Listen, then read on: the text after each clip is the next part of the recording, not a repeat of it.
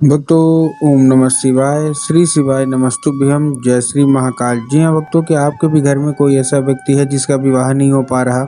आप लोग बहुत ज़्यादा परेशान हैं उसके विवाह को लेके कि उसका जो विवाह है वो हो जाए, लेकिन फिर भी आपके जीवन में कोई न कोई ऐसा व्यक्ति है जो कि जिसका विवाह नहीं हो पा रहा। आप लोग बहुत ज़्यादा परेशान हैं कि इसका विवाह हो। उसकी जो उम्र है वो गुजरती जा रही है। कोई 30 साल का हो गया, कोई 35 साल का हो गया, कोई 40 साल तक का भी हो गया, लेकिन फिर भी उसके जीवन से जो विवाह है वो नहीं हो पा रहा। बहुत ज़्यादा परेशान है, बहुत ज़्यादा टेंशन में है। आपने बहुत ज़्यादा पंडितों को दिखा लिया, बहुत ज़्यादा आपने कुंडली भी मिलवा ली, लेकिन फिर भी उसका कोई फल आपको नहीं मिल रहा। आपके जीवन वो समस्या बनी हुई है और आपके जीवन में जो व्यक्ति था जिसका विवाह नहीं हो पा रहा था, उसका विवाह अभी नहीं ही हो पा रहा। तो आपको टेंशन लेने की ज़रूरत नहीं है।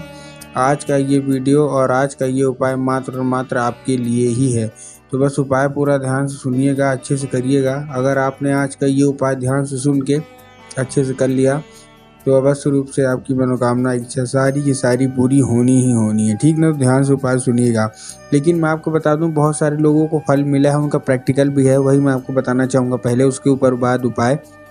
देखिए, आपको पता है कि पूज्य गुरुदेव की जो कथा होती है ना, उसमें लाखों की भीड़ आती है। आप सबने देखा होगा, सुना होगा। तो अभी गुरुदेव की कथा चल रही थी, आज से 7-8 महीना पहले की बात है। गुरुदेव की कथा चल रही थी, गुरुदेव की कथा में लाखों की भीड़ आई। जब गुरुदेव की कथा में लाखों की भीड़ आई तो वहाँ ज़्यादातर जो भक्त थे उन्होंने क्या किया, पत्र के द्वारा, आपने देखा होगा गुरुदेव की कथा में जो लोग रहते हैं वो क्या करते हैं, पत्र के द्वारा अपनी मनोकामना गुरुदेव तक पहुँचाते हैं। तो वही लोग आए थे और गुरुदेव को पत्र के द्वारा अपनी मनोकामना गुरुदेव तक पहुँचाई।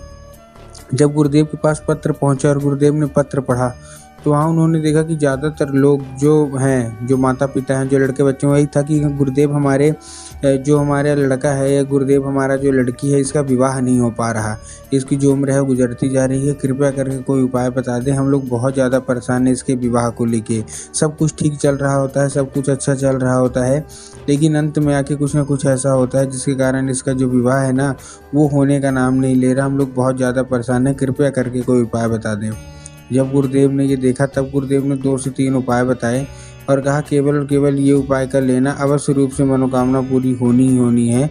तुम्हारा घर में जो भी व्यक्ति है, जो भी तुम्हारा बच्चा है, चाहे वो लड़का है या लड़की, अगर उसका विवाह नहीं हो पा रहा तो ये उपाय कर लेना, अवश्य रूप से उसका जो विवाह है ना वो होगा ही होगा। जब गुरुदेव ने उपाय बताए तो लोगों ने जा के इस उपाय को घर में करना शुरू कर दिया।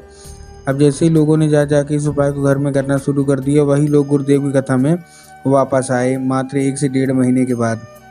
अब जब वही लोग गुरुदेव की कथा में वापस आए तो उन्होंने फिर से गुरुदेव को पत्र लिखा एक बार, लेकिन ये वाला जो पत्र था ना, ये गुरुदेव को धन्यवाद के रूप में पत्र था कि गुरुदेव धन्य हो आपका, आपके द्वारा बताया गया उपाय हमने कर लिया है, हमारी सारी की सारी जो इच्छा थी ना पूरी हो गई। हमारे घर में जो हमारा मतलब बच्चा था जिसका विवाह नहीं हो पा रहा था ना, उसका विवाह पक्का हो गया है। हम आपको आमंत्रित करने आए हैं। ये केवल और केवल महादेव की कृपा से हुई है और आपकी कृपा से आपका कोटि कोटि धन्यवाद।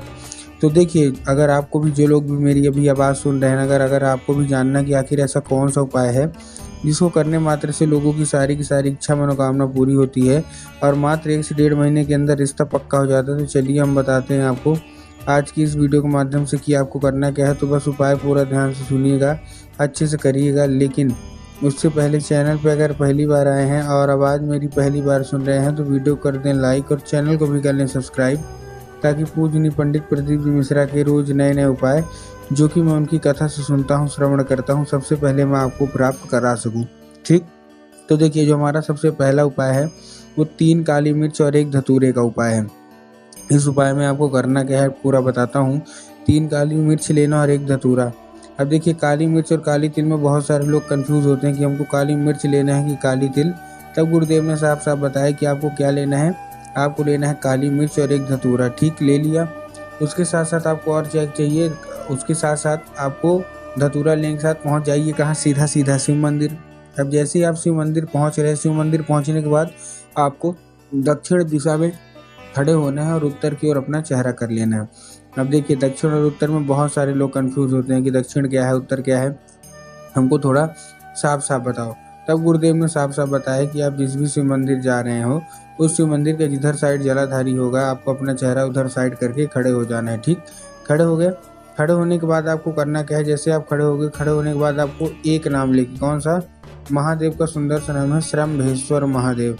तो बस आपको क्या करना है, श्रम्भेश्वर महादेव का नाम लेके उन्हीं का स्मरण करके आपको चुपचाप कर देना है अर्पित। और अर्पित करने के बाद आपको क्या करना है, जैसे आपने अर्पित किया, अर्पित करने के बाद आपको चुपचाप क्या कर देना है, आपको मनोकामना अपनी मांग लेना है। पूज्य गुरुदेव कहते हैं कि अगर आपने ये उपाय कर लिया, कौन सा, केवल और केवल अगर आपने ये उपाय कर लिया तो बस रूप से मनोकामना जो है ना वो पूरी होगी ही होगी।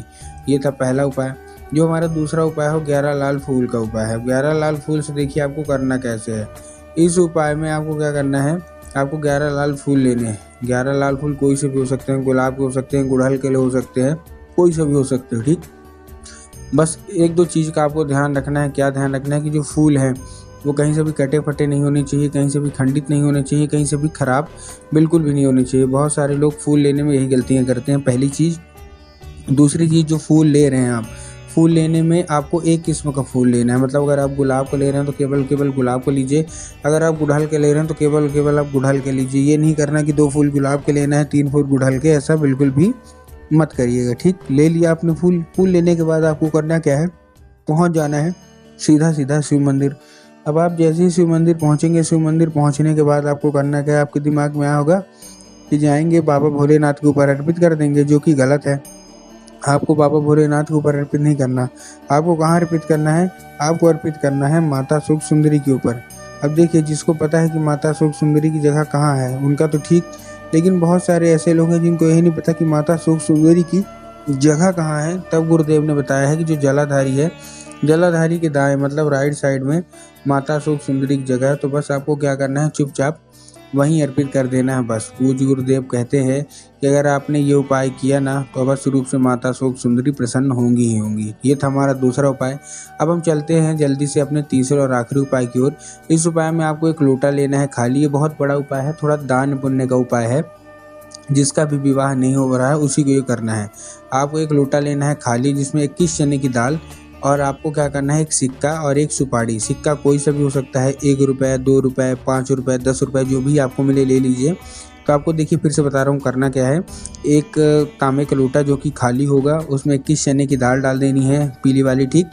उसमें आपको क्या करना है, उसमें आपको एक सिक्का डाल देना है कोई सा भी, और उसमें एक सुपारी, और उसको क्या कर देना, ऊपर से एक लाल कपड़े से बांध देना है और महादेव को अर्पित करके महादेव से मनोकामना मांगना है। अब फिर उसके बाद 5 मिनट तक रखने के बाद वो अपने हाथ से किसी भी ब्राह्मण या किसी भी पंडित को आप दान कर दीजिए अपनी मनोकामना मांग के। पूज्य गुरुदेव कहते हैं कि वो दान बहुत ही बड़ा दान माना जाता है, और अगर वो दान आपने कर दिया ना तो आपका मन चाहा विवाह होगा ही होगा। तो उम्मीद करता हूँ आज के जितने भी आपको मैंने उपाय बताए, उपाय समझाए, सारे के सारे समझ में आ गए होंगे। उपाय अच्छा लगा हो तो कमेंट बॉक्स में हर हर महादेव अवश्य रूप से लिख दें।